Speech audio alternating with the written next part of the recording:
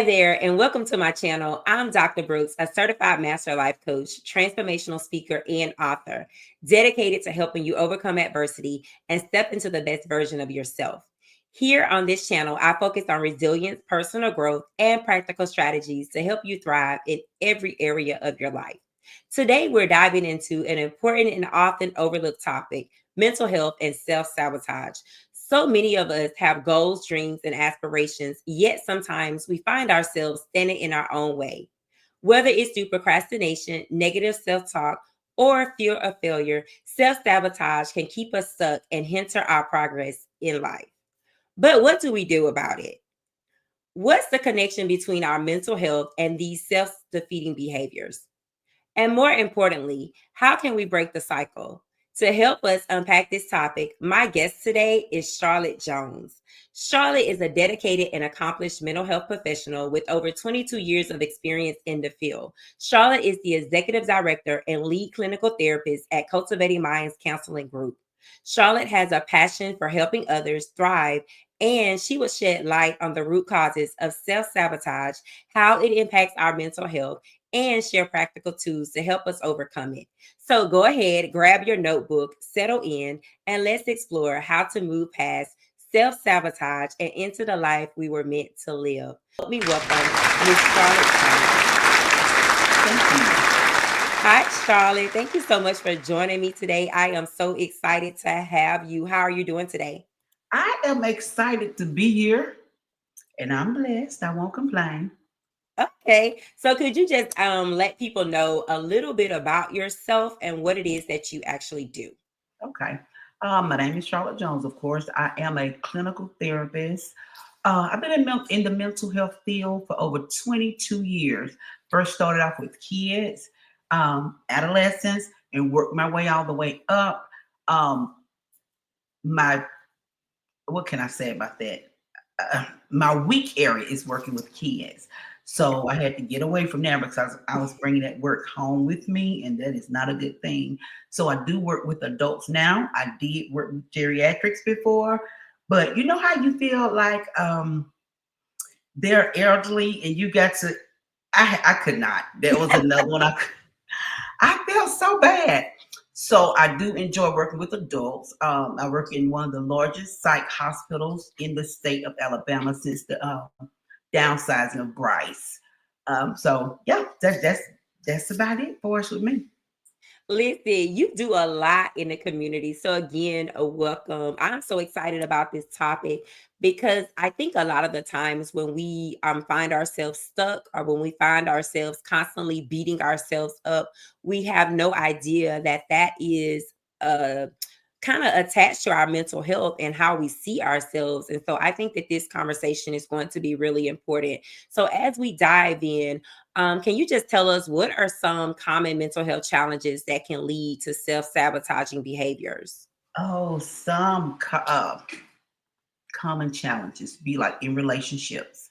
If you got some failing relationships, just look back. Even with friendships, how many friends have you went through, and how long did you keep these friends? Work, even working, how many jobs have you went through?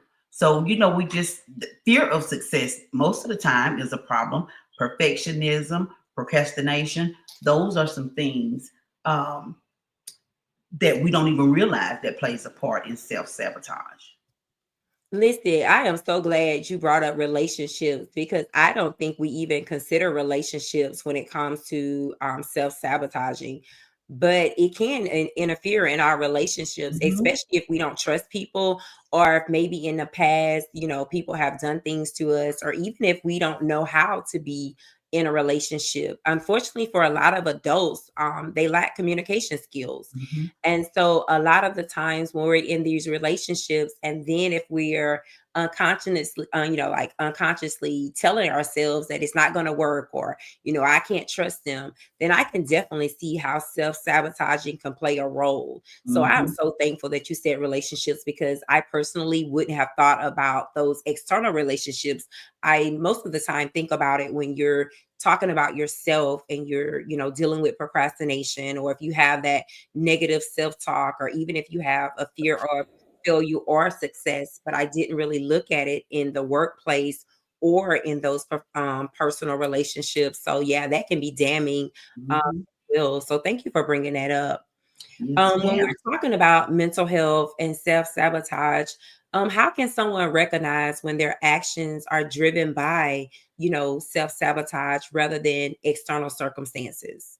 Okay, when you are constantly having that negative self-talk to yourself, you're not worth it. Um, that negative self-talk, negative thoughts, procrastination. If you got a project or something to do at work and you got a deadline and you go procrastinate and prolong it out because unconsciously you got that fear of failure. Then you'll be in that cycle once you see that you cannot complete that project, or if you don't complete that project, because this is in your mind. If you don't complete that project, you're gonna feel like, see, I am worthless. I am a failure. I can't even fulfill my duties on my job. And then that's going to lead to other things, especially if you already have a history of a substance abuse. I might as well go drink this. I might as well go ahead and smoke this, shoot this up, because I'm already a failure. So many people have called me a failure, so that's what I am. And then that's for a short period of time. When that high comes down, that's going to be the shame, the guilt. Then guess what we got? The cycle all over again. Oh, wow. So those are Wow, some that things. is very interesting. What makes you think that we automatically go to a negative self-talk? Well, it stems from, I like to go back through childhood whenever I do a session. And most of the time, 99.9% of the time, it is stemming from childhood. Whether it's a parent that maybe had some substance problems, alcohol included, and maybe left the child, where an older sibling had to care for the child, had to care for that child. And then on top of that, for cooking. They had to cook, and it's still a child in the house. So that nurturing is not there. That nurturing, that love, that affection. See, that's what a lot of people don't realize how mental health works. You are in your mother's womb for 9 months or 10, however they want to put it, but you're there. So that forms an attachment. Then when she have the child, she have the child, and then she's still going out doing whatever she want to do, not nurturing that child, not giving that child that love, that affection, that touch. That is very important too.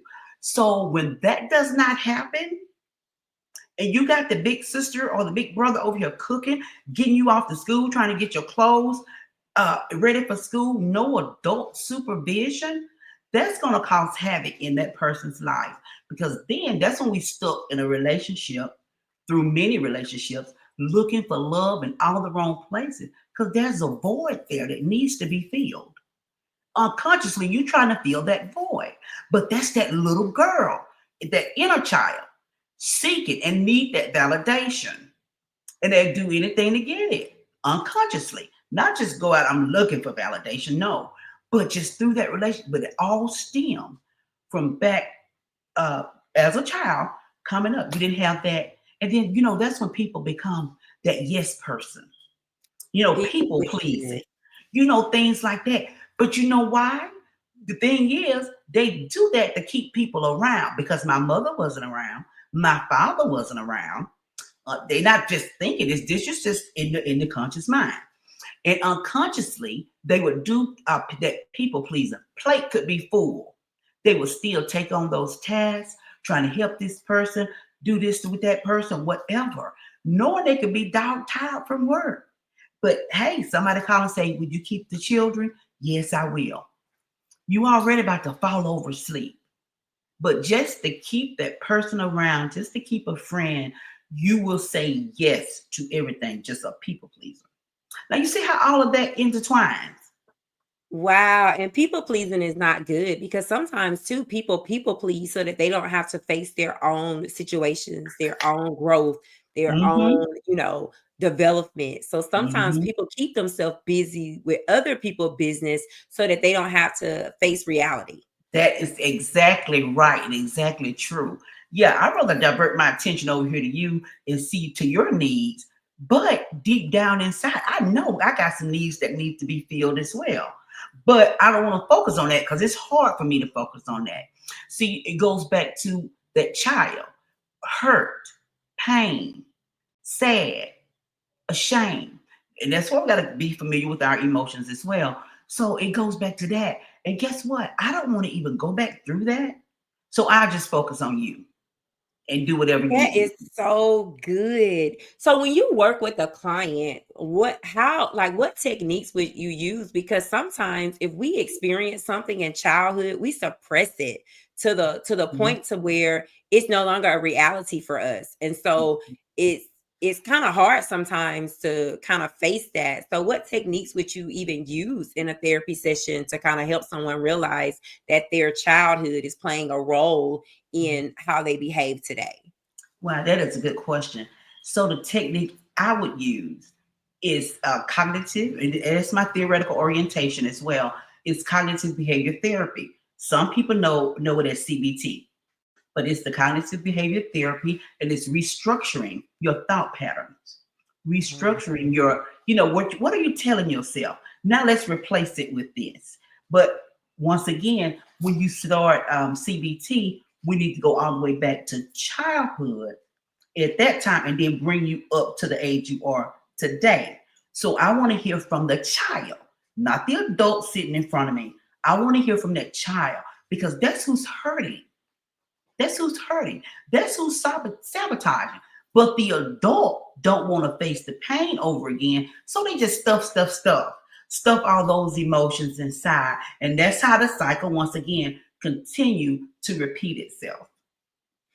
Yeah, that's not good. And there are so many people that have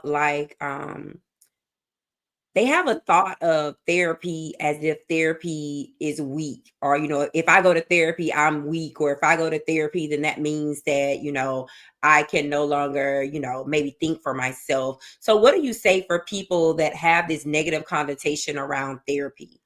That is just one of my things on my platform to break that negative stigma towards mental health.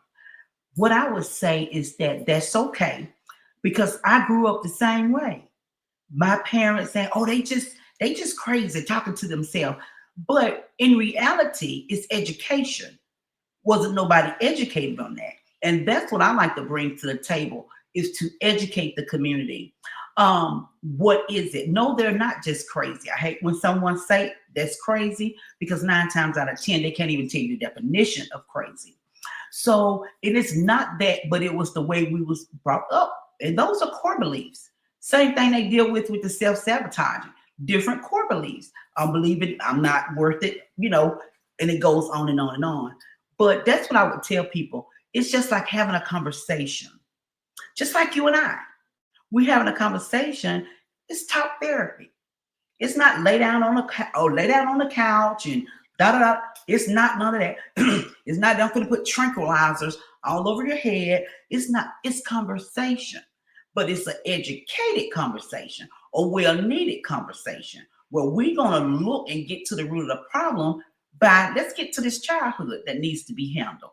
Let's discuss and process, and that's what it is, and it manifests. If you don't discuss and process these traumas, it will manifest in different things. When people talk about headaches, backaches, shoulder hurt, think about it. Where do you hold your stress?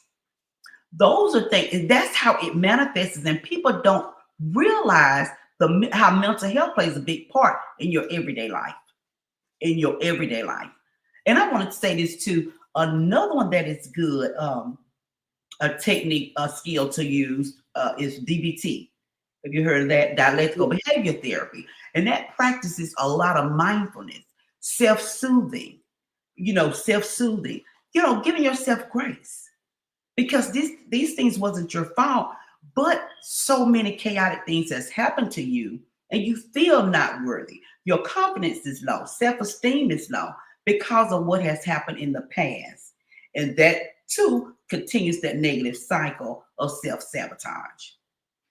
That is so good. And you mentioned self-soothing. I think a lot of the times people want to take substance, different drugs, alcohol, even, sex to kind of soothe instead of facing the reality of something is wrong. Something is preventing me from betting on myself. Something is preventing me from making decisions. Something is preventing me from moving forward. Why am I burned out all the time? And so sometimes instead of addressing the root of the issue, a lot of people choose to self-soothe with things that make them feel good temporarily. But then what happens is when it wears off, they're back into a vicious cycle. It's almost like they're strong, they're getting stronger and stronger and stronger, Mhm. with not moving forward and not being the person that they are created to be. So I'm so glad that you brought up self-soothing, because I don't think a lot of people realize that they have taken things that are hurting them and that they are self-soothing with them. So that is really, really good. When people are afraid of commitment, people that don't want to commit, or people that overcommit, or people that can't focus on themselves, what are some advice that you can give to them? What I would do with them, first, I'm gonna always go back because I like to go to childhood. That's just how I like to do. Let's see what Charlotte, they said stop taking them to their I childhood. know it, I know it, but we're gonna have to identify. See, you remember when we was in school how we connect the dots and get a picture? That's Yes. my therapy. Let's connect these dots so we can come up with this picture on what's going on.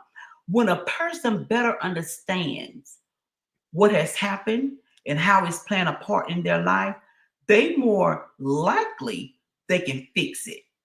But Okay. see, if I'm just giving you coping skills, you, you don't even know how to identify that trigger.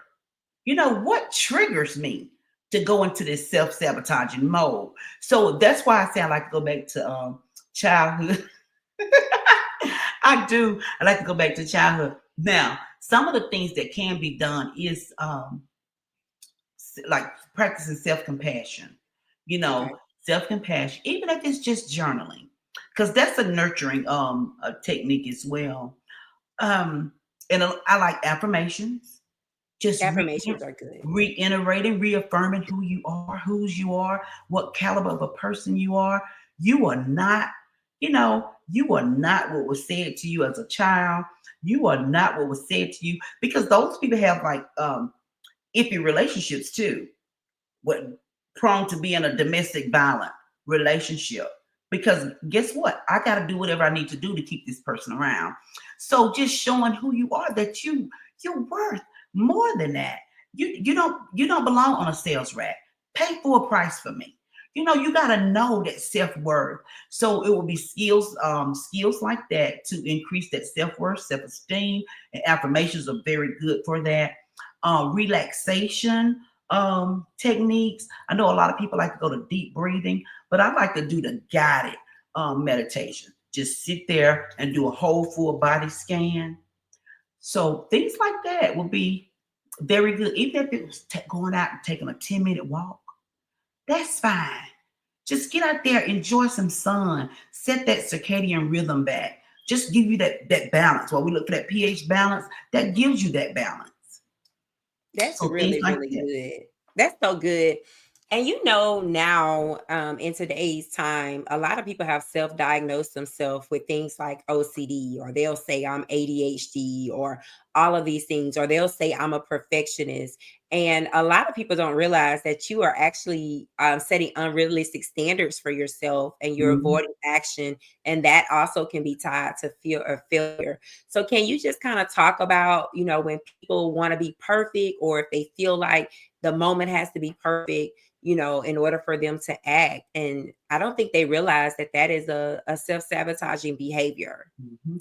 Perfectionism is it's exactly what you said. It's a self-sabotaging behavior, because a perfectionist it's black or white, all or nothing thinking.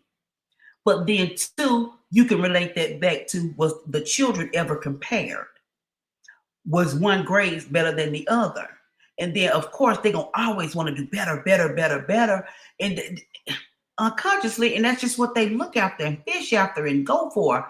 Yes, perfectionism is, but what has to happen is you got to realize that's where that restructuring those thoughts going to come from. Nobody is perfect. Nobody is perfect. Everything, and then if they think they can't do it perfect or get it perfect, guess what? They won't do it at all. They won't Yeah. even carry out the routine, the project, do whatever they need to. They won't even do it at all. Won't even take a stab at it. So, and that right there puts you right back. They going right back to that. Well, see, I can even do, no, because you're thinking perfection. Things are not perfect. And so, yes, that is a self-sabotaging. And to that, we just got to restructure and change some thoughts. That is so good. So, with the theories that you use in your practice, are people like willing to do it, or do you see a lot of resistance? Oh, they are willing to do it. Okay. And a lot of them don't even know why they self-sabotage. But when we go back, they be like, oh yeah, it makes sense. And they more apt to have a successful counseling experience. And then too, I'm just saying this, a lot of times people don't know it's different therapists. Now, if you got some self-sabotaging behaviors going on, you don't want a person-centered therapist to go to. Then you're gonna say, oh, the therapy didn't work. Well, why did it not work? Well, the therapist didn't say anything. They didn't give me no feedback. I said, okay, you probably went to a person-centered therapist. So it's best to know what type of therapist you are going to. That's good. That is Hmm. so good. I don't even think we consider the type of therapist. Yes. Always, we want to talk with them, and they don't mind. I don't mind if someone called me, and I've had a couple to call me. They're going to give you a consultation, but you do want to talk to the therapist to make sure it's a good fit, a fit for you and a fit for the therapist. And right then, they probably discuss their theoretical orientation. And if they say person centered, and you need some feedback, existential therapy, cognitive behavior, dialectical behavior, humanistic, different things like that. But if they're a psychodynamic therapist, you on the right track if you're trying to restructure some thought processing. That is so good because I don't think we consider the type of therapist. I know sometimes when people feel like that, it's time for them to go seek professional help. I think that they're just anxious and they don't do the necessary research. And so Hmm. I can see that if you connect with the wrong type of therapist, not saying that that person is not a good therapist, but they're not good for you. I can see how that can set someone back because now they feel like, I've tried and it didn't work out. So Yeah. I'm glad that you brought that up because I don't Hmm. think I would have considered the type of therapist when all of you guys have specialties, because you have the cognitive behavior certification as well. Yes, So I yeah, do. that makes sense. Yes, I do. That makes so much sense. So when should someone consider seeking professional support to address, self-sabotaging behaviors that's tied to their mental health? And another thing too, and I'm glad you asked. That's a good question. But it's so much. It's so much. I know we can't cover everything, but impulse behaviors. Those are another challenging sign or symptom to self sabotage. So when you know you can't control yourself anymore from the self sabotage, and you continue that cycle, when you know it's out of your control, when you know you can't regulate your emotions, and for those that don't, hey, we got more. We got 123 emotions, but we're Mhm. so familiar with mad, glad, sad, whatever. You know, that's what we're familiar with. Look, check out that emotion wheel. Look at all of those emotions. So when you feel or realize you can't identify with your emotions, you can't regulate your emotions, you acting on an impulse, you out of your control, you repeating the same vicious cycle. That's when you need to see a therapist. That is so good. You said impulsive behavior. What does that look like? Because if I would think if a person does that a lot, that becomes their norm. So they don't recognize that they're No, impulsive. So what they would that look like? They don't want to the end. Just say, for instance, if you got a project on your job, you you already deal with self sabotage. So you got a project on your job, you hastily. make a decision without even thinking anything out, playing the picture all the way through. You make a decision that just disrupts the entire goal of the project. Once again, then you're gonna come back, see, I can't do nothing right. So that's what the impulse look like. Just making decisions without even thinking Oh, things okay. through, or uh, impulsive decision. Hey, I'm gonna go over here and, like you said, promiscuous sex, things like that. Impulsive. Yeah, I'm just have me a beer. Yeah, I'm gonna just smoke this. I'm just things like that. You're not even thinking. You're not even thinking. You just made a decision without any thought to it. That is so good. And when it comes to mental health, how can someone identify if they're having like mental health issues? Because, say, for instance, what if someone is just sad all the time, but they don't feel like they're depressed, but they notice that they are melancholy all the time? Is that Mhm. something that they should, seek help for? So, like, what is kind of like a measuring tool to let us know when we need to go and seek professional help? Whenever different signs and symptoms or behaviors is interrupting your day, Okay. you cannot complete your day. You cannot even go to work. You cannot, stay at home or clean up or whatever it is. If you go out to eat, going out to Walmart, that's a problem. Things that's gonna disrupt your day. Okay, we need and being sad, yeah, that's fine, being sad, but you still need to go and get some help for that. Because why are you constantly sad? It's something there. And like you said earlier, it could be a suppressed thought, a repressed thought, repressed, suppressed memories that you're not aware of. See, that's how that unconscious mind, it runs constantly. Even when we are asleep, it's running. It never stops. So whatever you have been taken in, whether you got to argue with a friend, parents, sibling, whatever. Scary movie. People don't realize that scary movies. These things plays a part. They play a big part into how you feel because it's your thoughts, emotions, behavior. Everything starts with a thought, and this is how That we is so become good. get into this emotion, and then we have a behavior. Whether the behavior is I'm not gonna come out my room today. Isolation. So now we're gonna head down that road to depression because now you don't want to come out the room. You shut the curtains, shut the blinds. Now you want to just be in the dark. And see, once it starts spiraling out of control, it's out of control. It goes really, really fast. That is so good. And you also mentioned earlier how self sabotage and just different mental health things can play a physical role because you talked about headaches and you talked about, Hmm. different things. Well, how does fatigue come into play here? Because so many people are burned out, they're fatigued, and they are not correlating that to mental health. Yes, that fatigue. That fatigue is something I go through it sometimes. Be running, running, running, running. Fatigue, guys, we got to get a balance in life and practicing some stress management techniques on a daily basis. You know how the doctor used to say, an apple a day will keep the doctor away? Well, Yes. a coping skill a day will keep that stress, that fatigue away. So we have to practice that. And I like to refer everything back to Michael Jordan because everybody knows him and he was just my all time favorite. I said Michael Jordan did not become Michael Jordan sitting on the sofa. He didn't wait on Scottie Pippen and say, "Come on, Mike, we got a game." Then he jump up and go. This man practiced. So you have to practice these skills on a daily basis.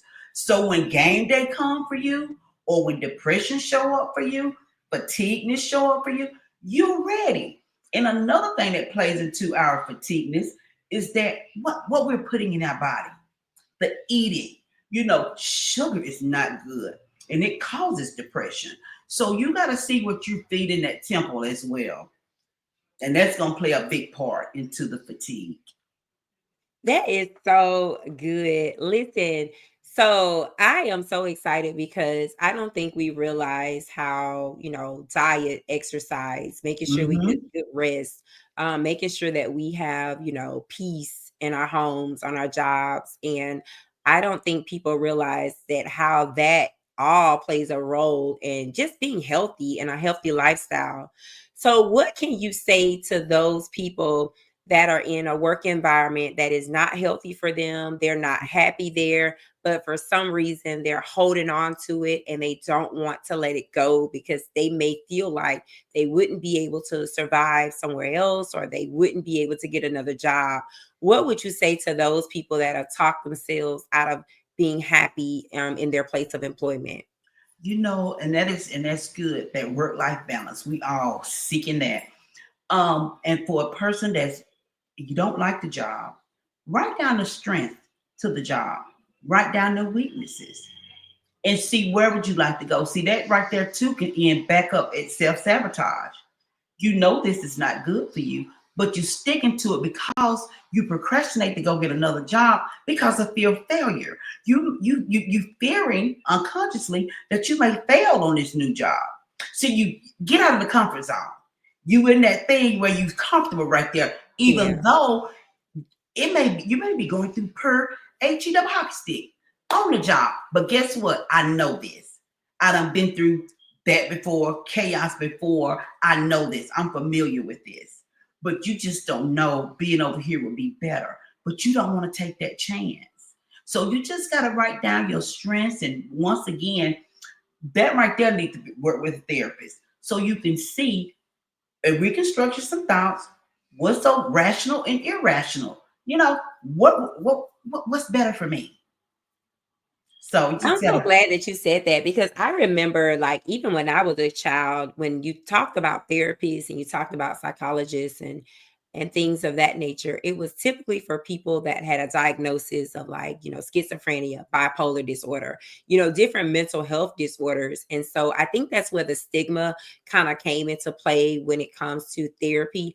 But you mentioned that a therapist can even help, someone talk through or get through transitioning Mhm. into something new. And so I'm so glad that you mentioned that.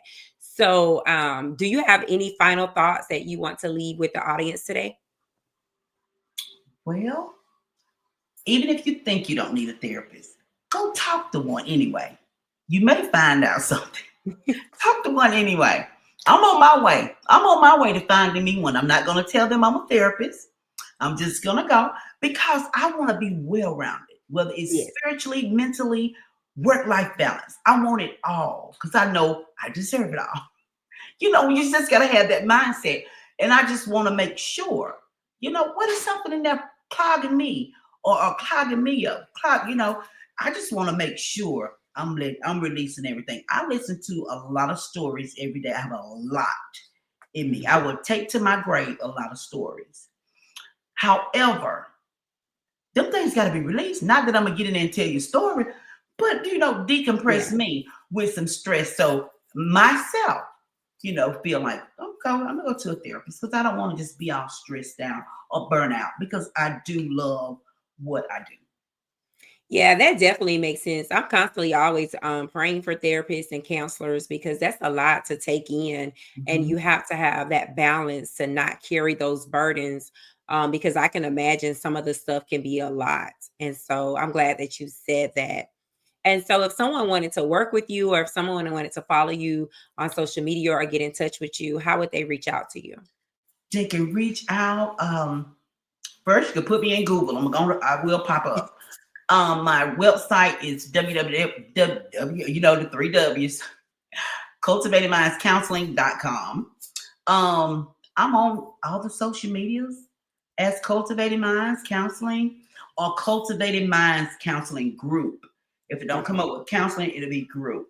But I try to keep everything the same throughout. So I'm on every last one of the social medias I know, y'all, like YouTube, Facebook, TikTok, those social medias. I know it's a lot out there, but those ones there. Instagram.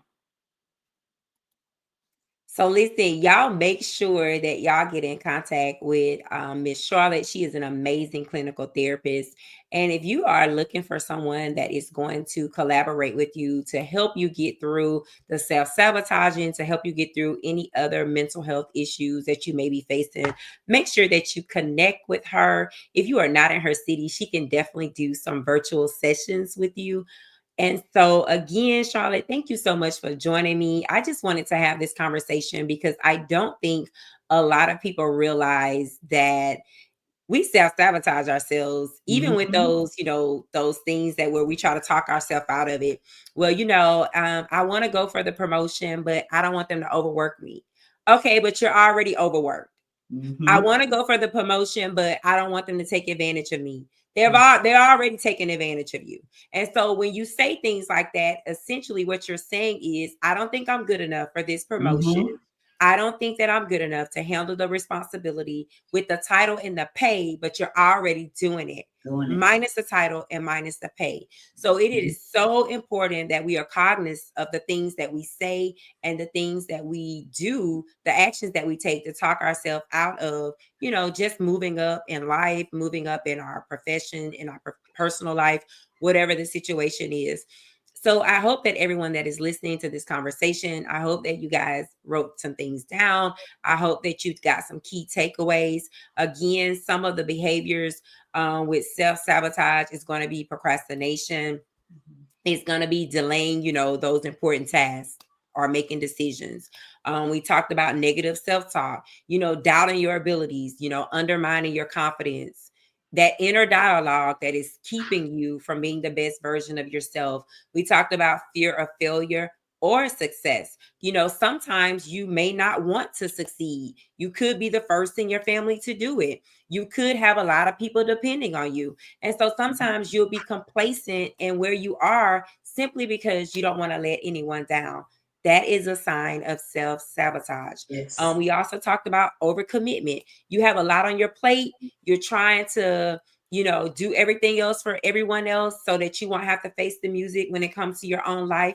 That can be a self sabotaging behavior. We also talked about that perfectionism. You wanted everything to be perfect. And sometimes when you strive for perfection, you won't even take the first step into moving towards your goals, your aspirations. And so if you are experiencing any of that, if you are, sad, fatigued, whatever it is, if you feel that your body is so heavy, it is probably time for you to go and seek professional help. So again, I am going to have Charlotte's information on my webpage, and I will also link it in the comments of this actual video. So just make sure that if you are seeking professional help, that you reach out to her. Again, thank you guys so much for watching this episode. I am so excited. And if you are just now, listen, if you are just now connecting with Cultivating Minds, I need you to really tap in with them. Cultivating Minds Counseling Group is amazing group of people. And so just make sure that you guys are connecting with them. Make sure that you're following them on all of their social media platforms. Again, I will have all that information linked in the description of this video. So this has been our episode of self-sabotaging behaviors and how it impacts mental health. And I was your host, Dr. Brooks, joined by Charlotte Jones, one of the best clinical therapists in the Alabama area. So make sure that you guys stay connected with us. Make sure to like, subscribe, and connect with me for more episodes like this. Again, thank you guys. Thank you, Charlotte, so much. You have been a pleasure. Thank you. It was a. You just don't know. I think the world of you anyway. Thank you. I, Tatiana. What's that? The Listen. singer.